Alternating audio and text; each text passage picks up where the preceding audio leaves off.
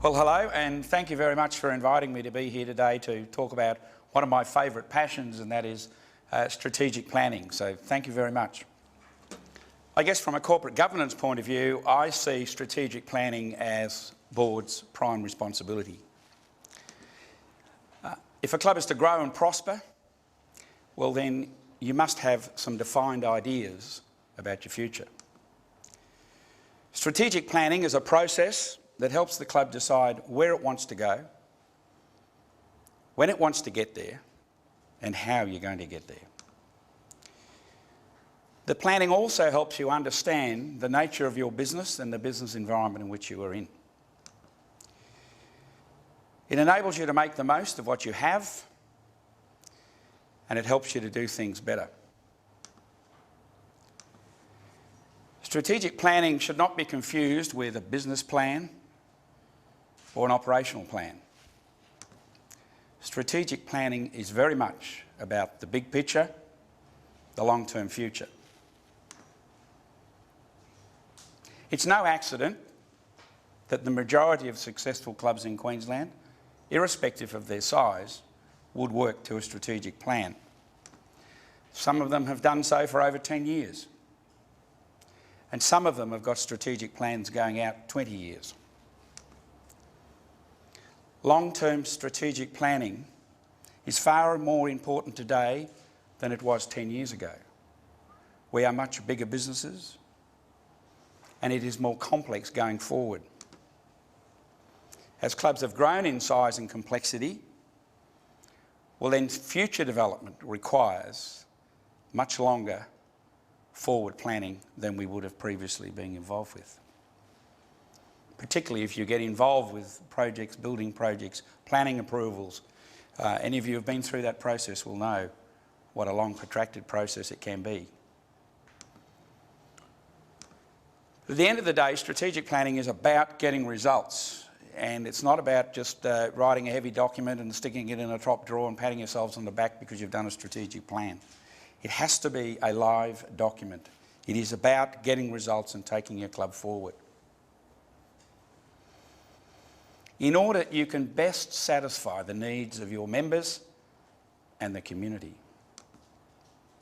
It's only through strategic planning that the club's board, committee and management will be able to compete in what is a highly regulated and competitive environment. Strategic planning looks at the external, the threats and the opportunities for our business,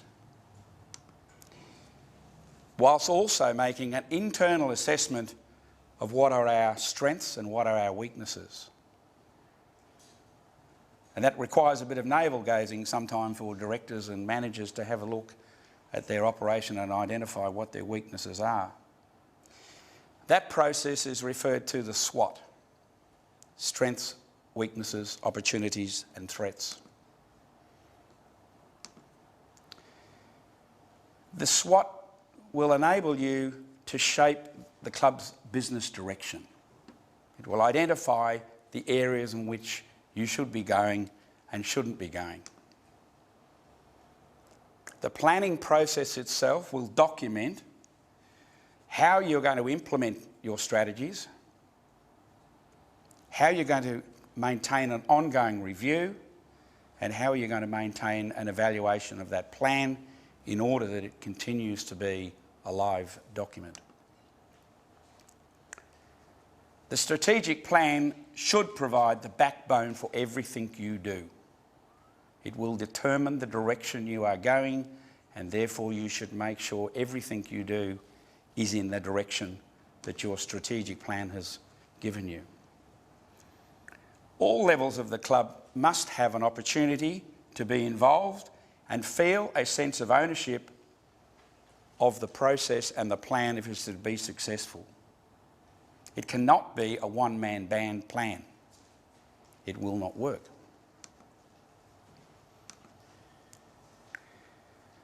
A strategic plan will also enable you to determine where you put your priorities, your emphasis, and more importantly, your resources. most appropriately, the time to start your strategic plan is now. Every day that you delay in developing a strategic plan, opportunities will be lost.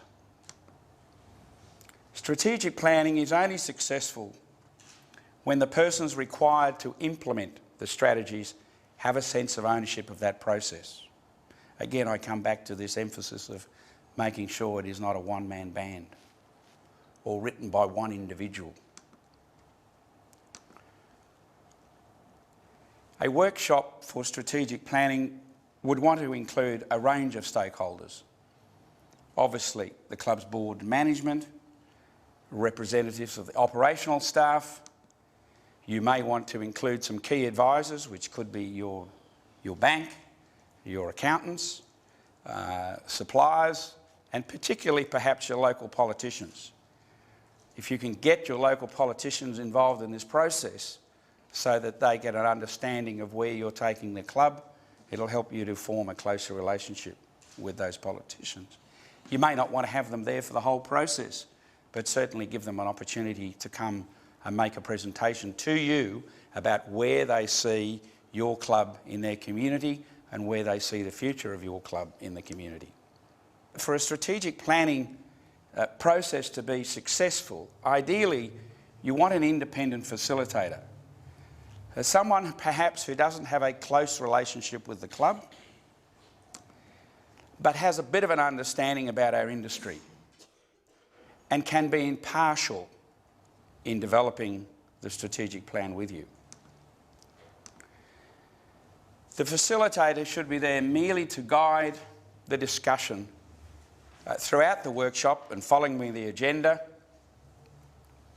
and ensure that there is reasonable, fair discussion from all participants. In any group, there will always be somebody who talks too much and somebody who doesn't talk at all. It is the role of the facilitator to try and extract fair contribution from everybody. Prior to conducting a strategic plan, it's essential that you conduct some basic research. And some of that research may include looking at your financial performance over the last 3 to 5 years and doing some projection about where you would be in the next 3 to 5 years based on those previous results. Also looking at available information, whether it be through industry magazines, government literature, whatever, trying to get an understanding of what are the trends in this industry. Where are things going in the club, hospitality, leisure industry? You need to be aware of those trends when you're putting a strategic plan together. Another opportunity is member surveys, surveying your members, trying to get an understanding of what they like and don't like and what they want. And also surveying non-members, members of the community.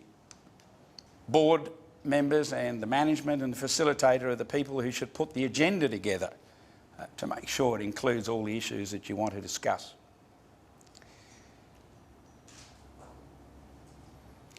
A demonstrated need needs to be provided of the issues of individuals with different values, and there's been some discussion about that this morning. Because to reach a consensus with a successful strategic plan, not everybody's going to get their way. Some people are going to have to make a concession.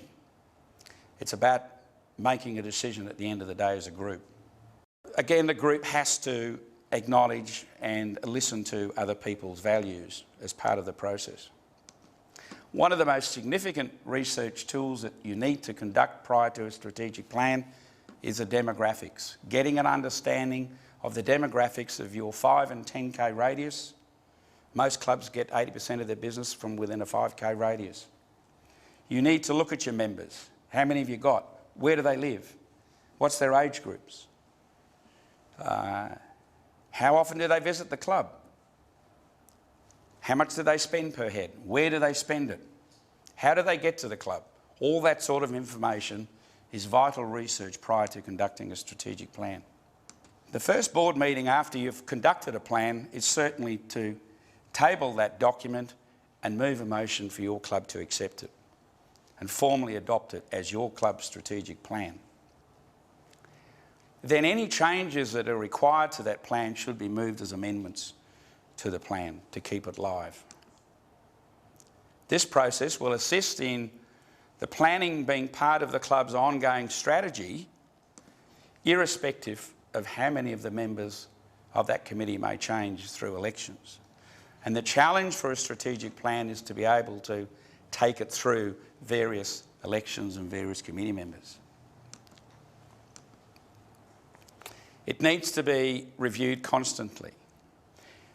There's also an issue of commercial inconfidence here, which previous speakers have spoke about. We don't necessarily want our opposition to know what our strategic plan is. But at the same time, the members are going to want to know or have some idea what the outcome of your strategic planning exercise was. And that's a fine line, how much you communicate and how much you don't.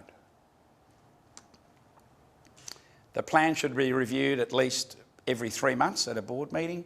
How are we going? The world is full of people with negative attitudes trying to chuck logs in front of you when you're trying to progress. And you need to find ways around those. And you may need to change your plan from time to time. Again, from a corporate governance perspective, I believe plans should be reviewed every 12 months and you should repeat the process. I see it as the most significant responsibility that members give you as directors to ensure that their club progresses and goes forward, and in fact survives. If you do that, well, it will ensure the plan is constantly under review and is relevant. One of the points I talk about quite often in strategic planning is getting boards to understand that the future of your club may very much rely on members you currently do not have. Do you know who they are? Do you know what their wants are? You need to consider that. One of the first questions you might want to ask in a strategic plan is the club in the right place?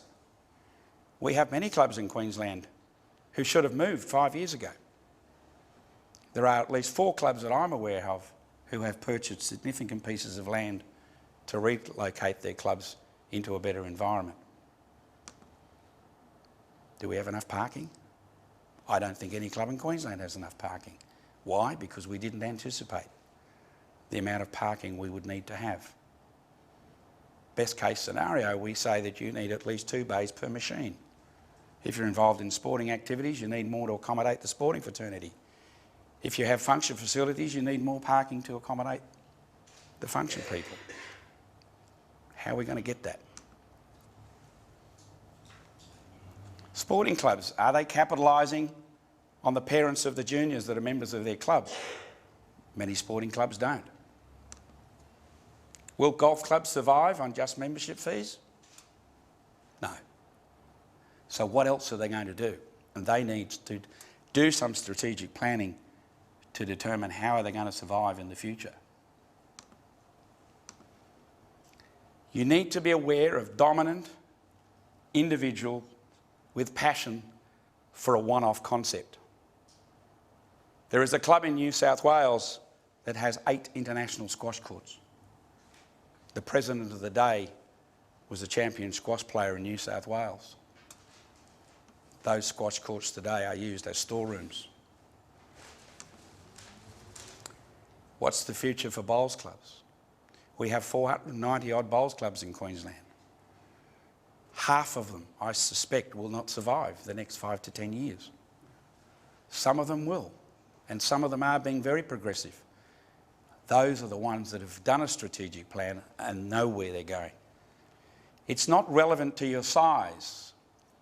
Mosman's Bowls Club has got a very detailed strategic plan. It's a site with 15 machines, but they've got a very clear vision about where they're going and where they want their club to be in the next 5 to 10 years. How many clubs have capitalised on the coffee shop revolution? Very few. You need to plan for that. That's where the growth in the food and beverage business is going to be. Surf clubs, capitalising on their view. 42 surf clubs in Queensland, and I think there's about 8 who've actually got decent food operations that are profitable, capitalising from that view. Why haven't they all done it? Because they didn't plan for it. Can a club be too big? We don't know. There's a couple pushing the boundary at the moment. But if they do get too big, well, they haven't done their planning properly. You've all heard this before, 1,000 times. No planning is planning to fail. Thanks very much for your attention. Thank you. John, thanks for the information on strategic planning, but I have a question. What's the difference between a vision statement and a mission statement, and who is responsible for each of those statements? Well, perhaps I'll start from the end of your question. I mean, who should be responsible for them? Certainly it should be an initiative of the committee or the board, but in developing both the mission and the vision, you need to get involved as many of the stakeholders as possible. And that includes right down to your staff all the way through. Yeah. And putting visions and missions together is not a quick and easy process, and you need, it's something you have to work through and workshop. A vision is where you want to be. Where are we trying to go? What's our vision? The mission is why we exist. You know, what are we here for? What are we trying to achieve? What are we trying to do for our members, for our community?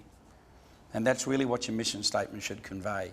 It should be something that says to when a staff member comes to work at your club, it's the first thing you give them. This is why our club exists. And they understand that they work within that. It also becomes a benchmark for a lot of the decisions you make. Does it fit into our mission? Is it part of our vision? And so they're basically the difference. But they're not easy things to work up. And you'll get a lot of arguments about words and so forth when you're doing it. Mission statement should only be about 3 lines at the most. It's something you need to be proud about, and it's something you need to put everywhere. In a framed, you know, big frame photo in the front of your foyer, the front of your staff handbook, the bottom of your letterhead. It needs to be something that you're proud of and proud to promote. And it's what's in your heart about your club, what makes you feel good about it. Thanks, John. John, you mentioned bipartisan person. How long do you think that they should last? I mean, you've got different sized clubs, and what expectation? Sometimes we have had actually one at our club, and to get the people involved, it was an all-day affair, and it was fairly difficult to maybe keep the people there. In your experience, how long should it take? That's always a little difficult, and usually it depends on the club itself to some degree. And yes, getting directors together for a day is an issue, but you can't do it in less than a day. Our bigger clubs will go out to 3 days because of the agenda that they have and the issues that are involved in running a 280 machine club. So it depends to some degree on your size. The issue as far as the director's availability, as I say, that if you're elected to a club, it is one of your prime responsibilities. And if a director can't make the time and effort to get involved in a strategic planning process, I personally question his commitment because I think it's so fundamental to the success of the club. But a day is generally sufficient to start with. If you've never done one before, it's great if you can find 2 days. But it really doesn't matter. Find whatever time you can to get started with the process. That neutral person certainly can be somebody that maybe you know or somebody else knows. They may only have a limited involvement with the club. The reason that's important is that if you do it yourselves and you don't have an individual there, and they don't have to be paid people at all, but at least you won't have that individual driving the agenda. And unfortunately, that's what happens sometimes when strategic plans are done internally. The person who is facilitating inadvertently drives the agenda, and that's not what you want. Well, thanks very much for the opportunity to present this presentation. I'm certainly passionate about strategic planning. I take the view if a club fails, it's the director's fault. So please, don't plan to fail. Thanks. John, there's a very clear message in that, but thank you. And I understand your passion, but it is important that we see the big picture sometimes, and this is all about the big picture today. It's all about understanding where we want to be in 5, 10, 15 years' time. And I think John has given us a good insight into that, and something we all need to take on board. So, John Dickson, thanks very much for your presentation today. We enjoyed it. Thanks very much, Tom. Thank you.